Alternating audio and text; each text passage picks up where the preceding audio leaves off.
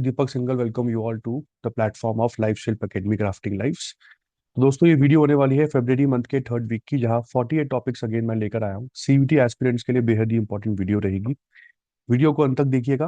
Class में पहली बार आए हैं तो चैनल को सब्सक्राइब कर लीजिएगा। बहुत ज्यादा डिटेल में लेके नहीं जाऊंगा, बस वन लाइनर 48 टॉपिक्स जो आप लोगों को कवर करने हैं। आइए एक बार जल्दी से देख लेते हैं। सबसे पहला बेटा NPCI, national payments corporation of India, सुना होगा आपने इसके बारे में। एनपीसीआई ने अभी नेट पेनेट मलेशिया के साथ पैक्ट साइन किया है। और अब जो इंडियंस जो मलेशिया ट्रेवल कर रहे हैं, वो क्यूआर बेस्ड मर्चेंट पेमेंट्स वहां पर कर पाएंगे। और बहुत ही जल्द एक और पैक्ट साइन होगा जहां पे मलेशियंस जो इंडिया ट्रेवल करेंगे वो भी कुछ पेमेंट यहाँ पर कर पाएंगे। इसके बाद फाइनेंस मिनिस्टर निर्मला सीतारमन ने भारत विस्तार भारत विस्तार एक एआई प्लेटफॉर्म है, इसको लॉन्च किया है। और इस भारत विस्तार प्लेटफॉर्म पर एग्री स्टैक और आईसीएआर एग्रीकल्चरल सिस्टम्स को इंटीग्रेट किया गया है। एग्री स्टैक जो था, इसको 2024 में लॉन्च किया गया था, सेंट्रल के डीपीआई मिशन के under, means digital public infrastructure mission के अंडर। और भारत विस्तार में विस्तार का मतलब है virtually integrated system to access agricultural resources. इसके बाद ऑयल इंडिया लिमिटेड जो है, उन्होंने फीपी अवार्ड जीता। यहाँ पे हरदीप सिंह पुरी आपको ये अवार्ड देते हुए दिख जाएंगे, ऑयल इंडिया लिमिटेड को। तो ऑयल इंडिया लिमिटेड ने फीपी अवार्ड 2025 यहाँ पर जीता at the India energy week. तो इंडिया एनर्जी वीक पर ये अवार्ड इनको जो है वो दिया गया है। ये award federation of Indian petroleum industry FIPI के द्वारा इनको दिया जा रहा है। इसके बाद इंडिया के टोटल वूल प्रोडक्शन में राजस्थान सबसे आगे रहा। फाइनेंशियल ईयर 24 की रिपोर्ट है ये। जबकि ओवरऑल अगर मैं इंडिया का नंबर आपको बताऊं वूल प्रोडक्शन में, तो हम लोग नाइन्थ नंबर पर रहे ग्लोबली। वैसे इंडिया शीप की पॉपुलेशन में सेकंड नंबर पर है, और ग्लोबल वूल प्रोडक्शन में हम लोग नाइन्थ नंबर पर है। और इंडिया में भी सबसे ज्यादा वूल प्रोडक्शन जिसने करा वो राजस्थान है। इसके बाद इंडियन एयरफोर्स यहाँ पर अपना कॉम्बैट एक एक्सरसाइज दिखाते हुए आपको यहाँ पर दिख जाएगी। ये एक्सरसाइज का नाम है वायु शक्ति 26। ये एक्सरसाइज राजस्थान के पोखरन में हुई ऑन 27 फरवरी 2026। और इंडियन एयरफोर्स जो है, ये वायु शक्ति में जो कर रही है वो air to ground range exercise है ये एक तरीके से, जो पोखरन जैसलमेर में चल रही है। इसके बाद डिगलीपुर डिगलीपुर के पास जो मतलब डिगलीपुर में जोल टेकरी के पास एक मड वॉल्केनो जो है वो इरप्ट हुआ। मैं इंडिया की बात कर रहा हूँ, अंडमान निकोबार आइलैंड्स की। तो अंडमान निकोबार आइलैंड्स में डिगलीपुर में जोल टेकरी के पास एक मड वॉल्केनो जो है वो इरप्ट हुआ। मड वॉल्केनो क्या होता है? मड वॉल्केनो लावा वॉल्केनो से अलग होता है। यहाँ पे मड, वाटर और गैसेस जो हैं ये इजेक्ट होती हैं, गरम गरम लावा नहीं निकलता। ठीक है, तो ये मड वॉल्केनो को सेडिमेंट्री वॉल्केनोज या गैस ऑयल वॉल्केनोज ये भी कहा जाता है। इसके बाद एशियन राइफल पिस्टल चैंपियनशिप 2026 में भारत ने टोटल मेडल जीते 94, और मेडल टैली में हम सबसे ऊपर थे। ये पूरा इवेंट डॉक्टर करनी Singh shooting range new Delhi में हुआ। 51 गोल्ड, 23 सिल्वर, 20 ब्रॉन्ज, तो टोटल मिला के 94 मेडल्स। अगर मैं गोल्ड मेडल में यहाँ पर देखूं तो अमनप्रीत सिंह, गुरप्रीत सिंह, अंकुर गोयल, और इंडिया ने यहाँ पर एक टीम गोल्ड मेडल भी जीता है। अमनप्रीत सिंह ने गोल्ड मेडल, गुरप्रीत सिंह ने सिल्वर मेडल, अंकुर गोयल ने bronze medal. 25 centre fire pistol में बात करें, 25 मीटर पिस्टल जूनियर में सूरज सिंह ने गोल्ड जीता है। 50 metre rifle prone women senior में यहाँ पे जो हाईएस्ट मेडल जीता है वो हमारा सिल्वर है, दैट इज सिफ्थ कौर सामरा। और 50 metre rifle prone women junior में धवलिका देवी, इन्होंने ब्रॉन्ज मेडल जीता है। और हमने इसमें एक टीम गोल्ड मेडल भी जो है वो विन किया है। तो यहाँ पर मैं काफी देर से देख रहा हूँ, स्पोर्ट्स न्यूज तो बहुत ज्यादा आती है, तो इसको प्लीज कवर करके जाना। इसके बाद यूनियन बजट जो था ना इस बार का, उन्होंने दो मेजर टेलीस्कोप लगाने के लिए प्रोग्राम सैंक्शन कर दिया है। ये दोनों मेजर टेलीस्कोप्स के नाम क्या है? एक तो है एनएलएसटी, एक है एनएलओटी। एनएलएसटी का मतलब नेशनल लार्ज सोलर टेलीस्कोप, और एनएलओटी का मतलब है national large optical near infrared telescope. अच्छा, अब ये एनएलएसटी जो था ना सोलर टेलीस्कोप, ये 2 मीटर अपर्चर के साथ जो है ये आता है। और इसको हम लोग लद्दाख में मेराक रीजन में सेटअप करने वाले हैं, पेंगोंग सो लेक के पास, है ना। जबकि एनएलएसटी जो है ये इंडिया का तीसरा जो सोलर टेलीस्कोप बनेगा। Currently India solar observation centres जो कहाँ कहाँ पर बनाकर बैठा है, तमिलनाडु में 1899 से चल रहा है, जिसका नाम है कोडई कनाल सोलर ऑब्जर्वेटरी। राजस्थान में 1975 से चल रहा है, that is Udaipur solar observatory. और अब ये जो थर्ड बनने वाला है लद्दाख में बनने वाला है। जबकि एनएलओटी जो है उसमें अपर्चर 13.7 मीटर का होता है। ठीक है। और इसको भी हम लोग लद्दाख के हेलने रीजन में बनाने वाले हैं। इसके बाद बेटा संगतम नागा ट्राइबल बॉडी ने नागालैंड में जो काम करती है, उन्होंने पेंगोलिन हंटिंग और ट्रेड पर बैन लगा दिया है। पेंगोलिन हंटिंग और ट्रेड पर पूरी तरीके से ब्लैंकेट बैन लग गया है नागालैंड की संगतम नागा ट्राइबल बॉडी के द्वारा। ये decision community lead conservation effort में आता है, क्योंकि गवर्नमेंट ने तो किया नहीं है, कम्युनिटी लेड कंजर्वेशन एफर्ट। और जिस एक्ट को ये यूज कर रहे हैं वो है वाइल्ड लाइफ प्रोटेक्शन एक्ट 1972, जो हम सभी बच्चों ने क्लास 10th में भी पढ़ा था। इंडिया में पेंगोलिन की दो ही स्पीशीज मिलती हैं, एक तो इंडियन पेंगोलिन होता है और दूसरा है चाइनीज पेंगोलिन।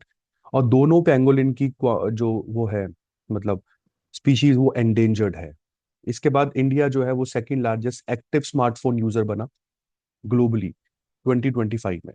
तो ये रिपोर्ट जो है ये आई काउंटर पॉइंट रिसर्च के द्वारा, और उन्होंने ये बात सबको बताई कि इंडिया में 740 मिलियन एक्टिव स्मार्टफोन यूजर्स हैं।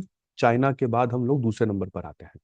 इसके बाद प्राइम मिनिस्टर मोदी ने इसी महीने सेवा तीर्थ इनॉग्रेट किया न्यू दिल्ली में। सेवा तीर्थ में आपको बता दूं कई सारे कॉम्प्लेक्स आते हैं, है ना। अब इस सेवा तीर्थ जो प्राइम मिनिस्टर ऑफिस का नया नाम है, इसमें प्राइम मिनिस्टर ऑफिस तो होगा ही होगा, नेशनल सिक्योरिटी काउंसिल सेक्रेटेरिएट भी इसी में ही है, कैबिनेट सेक्रेटेरिएट भी इसी में ही है। तो ये सारी चीजें एक रूफ के अंदर आ गई।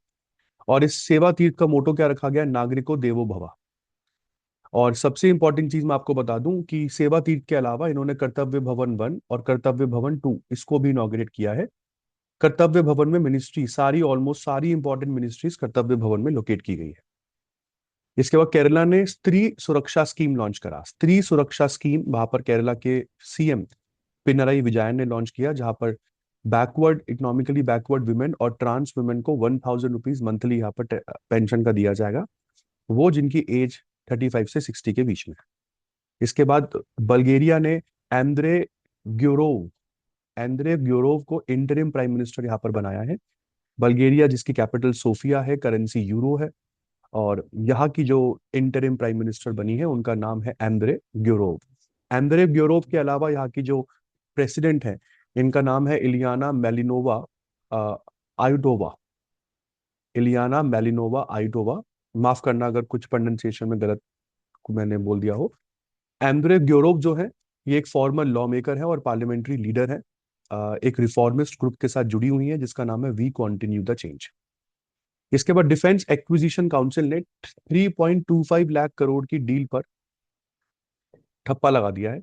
इस 3.25 लाख करोड़ की डील में 114 रफाल जेट्स इंडिया जो है वो फ्रांस से खरीदेगा। हालांकि ये जो डील है वो डैक ने जनरली परमिट करी है, और डिफेंस एक्विजिशन काउंसिल के जो चेयरपर्सन होते हैं वो भारत के डिफेंस मिनिस्टर ही होते हैं। यहाँ पर हम लोग सोर्स कोड की बात कर रहे हैं फिलहाल फ्रांस से, और फ्रांस अभी सोर्स कोड तो फिलहाल इसका नहीं देगा। तो डैक जो है उन्होंने यहाँ पर इसके अलावा बोइंग P-81 प्लेन्स बोइंग के, और मैरीटाइम पेट्रोल एयरक्राफ्ट है, इसका भी ऑर्डर जो है वो साथ के साथ अप्रूव कर दिया है। इसके बाद cabinet committee on economic affairs, इन्होंने इंडिया का पहला under water road cum rail tunnel project जो है वो अप्रूव कर दिया है। ये road cum rail tunnel project जो है वो ब्रह्मपुत्र रिवर के नीचे असम में बनेगा, और प्राइम मिनिस्टर मोदी ने cabinet committee on economic affairs वो लीड करते हैं। तो उनके अंडर ये प्रोजेक्ट जो है उसको हामी भरी गई है। ये 4 लेन का एक्सेस कंट्रोल ग्रीनफील्ड कॉरिडोर होगा असम में, जिसकी total length 15.79 kilometre twin tube tunnel होगा ये, जो बोरिंग मशीन से यहाँ पर बनाई जाएगी।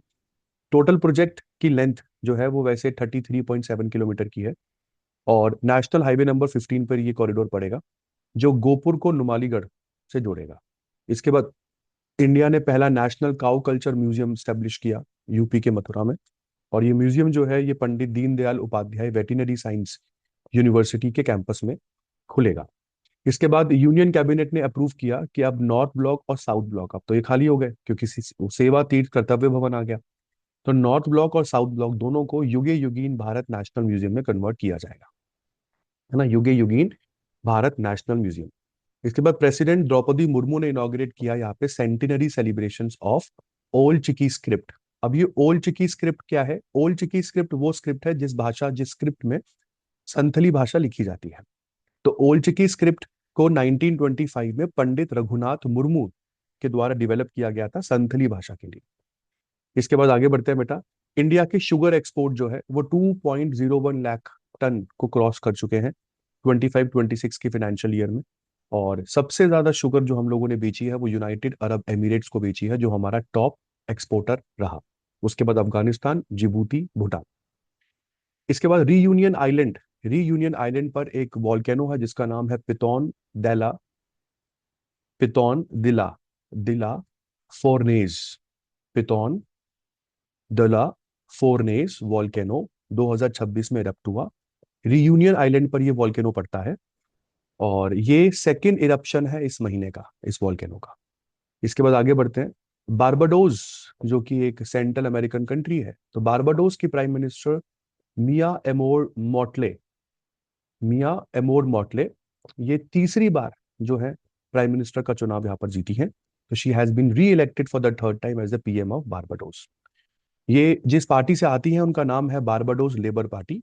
और बारबाडोस की पार्लियामेंट में, हाउस ऑफ असेंबली में केवल 30 सीट्स ही हैं, सारी की सारी इन्होंने जीती है।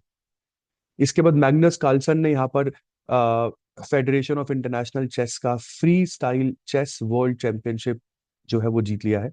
ये freestyle chess world championship जो था ये जर्मनी के शहर वीसेन हॉस में चल रहा था, वीसेन हॉस। और इन्होंने अ, फेबियानो कारुआना फेबियानो कारुआना को फाइनल में हराया। इसके बाद पिनहियरो लुसास पिनहियरो ब्राथेन इन्होंने जीता giant slalom gold medal. And Brazil, इसी के साथ ब्राजील को मिला उनका पहला winter Olympic medal at Milano Cortina 2026। ये लुसास पिनहियरो जो है ये ब्राजील के हैं। इन्होंने जाइंट सेलोलोम स्पोर्ट में गोल्ड मेडल जीता, जो कि मिलानो कॉर्टिना 2026 विंटर ओलंपिक्स के दौरान जीता गया है। आपको बता दूं इंडिया ने भी इस विंटर ओलंपिक्स में पार्टिसिपेट किया है और आरिफ मोहम्मद खान अभी एल्पाइन स्कीइंग जो है वो कंप्लीट करेंगे। क्रॉस कंट्री जो स्कायर है स्टैजन लुंडुप, उन्होंने 104 नंबर पर यहाँ पर फिनिश किया। और इंडिया ने अभी तक विंटर ओलंपिक्स में कोई भी मेडल नहीं जीता है, मैं ये भी आपको बता दूं। तो ब्राजील पहला साउथ अमेरिकन कंट्री बना जिसने विंटर ओलंपिक गेम्स में मेडल जीता। इसके बाद जोहान्स क्लेबो ने 9th विंटर ओलंपिक मेडल जीता as a Norway secures gold in men's 4x7.5 kilometre relay race at Milano Cortina 2026। तो यहाँ पर रिले रेस में 4x7.5 किलोमीटर रिले रेस में गोल्ड मेडल जीता नॉर्वे के खिलाड़ी जोहान्स क्लेबो ने। और अभी आपको बता दूं इस विक्ट्री के साथ सबसे ज्यादा डेकोरेटेड एथलीट बन गए हैं जोहान्स क्लेबो। इसके बाद राशिद खान पहले बॉलर बने हैं जिन्होंने T20 विकेट्स में 700 का आंकड़ा छुआ है। तो ICC men's T20 world cup जो अभी चल रहा है, जिसको इंडिया श्रीलंका मिलकर होस्ट कर रहे हैं, उस वर्ल्ड कप के दौरान इन्होंने ये आंकड़ा जो है ये छुआ। मोहम्मद अरफान को इन्होंने आउट किया। उसके बाद union health minister Jagat Prakash Nadda जो है, इन्होंने शाही और बोध इंडिया आर्टिफिशियल इंटेलिजेंस समिट 2026 में लॉन्च किया। इसमें शाही का मतलब है strategy for artificial intelligence in health care for India, और बोध का मतलब है benchmarking open data platform for health artificial intelligence. इसके बाद प्राइम मिनिस्टर नरेंद्र मोदी ने इनॉग्रेट किया Kumar Bhaskar Varma Setu and north east first emergency landing facility in Assam. तो नॉर्थ ईस्ट इंडिया की पहली इमरजेंसी लैंडिंग असम में 5450 करोड़ की लागत से असम में इसको बनाया गया है। एक मेजर इंफ्रास्ट्रक्चर बूस्ट है।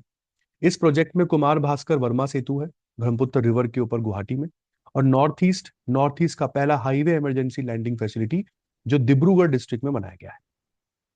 इसके बाद कैबिनेट ने पीएम राहत स्कीम को अप्रूव किया। पीएम राहत स्कीम में रोड एक्सीडेंट के विक्टिम्स को कैशलेस ट्रीटमेंट देना अनिवार्य है। कोई भी हॉस्पिटल यहाँ पे रोड एक्सीडेंट विक्टिम्स को ट्रीट करने के लिए पैसे नहीं मांग सकता है। और इस पीएम राहत स्कीम में एलिजिबल विक्टिम्स को यहाँ पर कैशलेस ट्रीटमेंट 1.5 लाख पर पर्सन तक का मिलेगा। और ये कवरेज एक्सीडेंट की डेट से 7 दिनों तक आप लोगों को मिलेगी।